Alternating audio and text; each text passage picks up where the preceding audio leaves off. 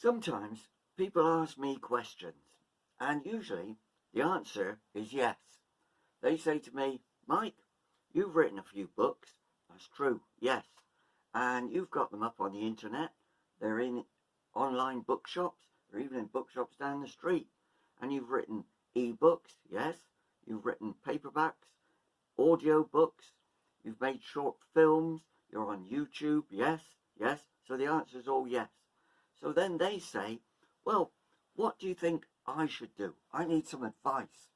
I've written a book, or I'm thinking of writing a book, and I'm not sure whether I should go with a traditional publisher or a internet publisher like you've done. What's your advice about that? What do you think I should do? And I say the answer is yes. And they say, no, no, you don't understand. Should I go with a traditional publisher or publish on the internet? And what I say to them is this. The answer is yes. Should you look for a traditional publisher? Sure, yes. Should you publish your books on the internet? Yes. But what they want is a decision. They want either or. And what I'd like to say to you today is, in the new world of internet publishing, there is no or. There is no either or. If you say to me, should I publish my books there or there? Should I go on Facebook? Should I try and get established on Twitter? Should I get a website? The answer is yes, yes, yes to all of it, because there is no choice. If you're starting out, if you've just written a book, if you want to see it published, the only chance you've got is to do a little bit of everything, whatever it is that people suggest. So you need to look for a traditional publisher. Well, these days you need an agent. Should I try and get an agent? The answer is yes.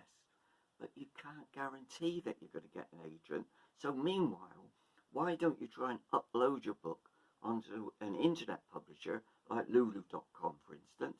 They'll do you an ebook, they'll do you a paperback, so you can print off some copies, hand them around to your friends. Meanwhile, you're still trying to get an agent, and the agent is trying to get you published.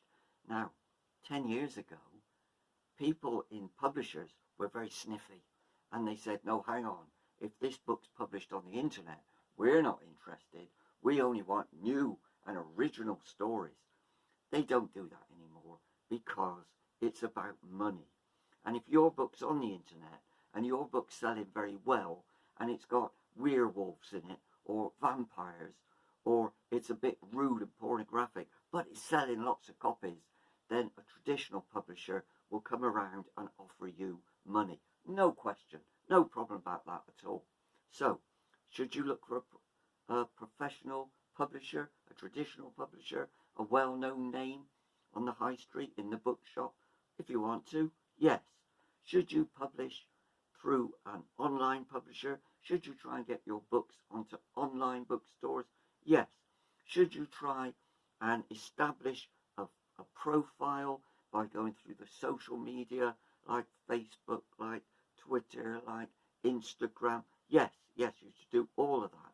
Should you try and get pictures yourself on YouTube and on all the new ones? Should you be on TikTok? If somebody's invented something called TikTok and you're young enough and smart enough to understand what it means, then yes, you should be doing that.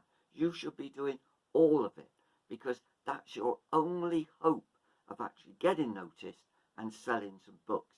If you've written a book, you want to get that book out to the public. And the only way you're going to do that is by saying, should I do this? Yes, yes,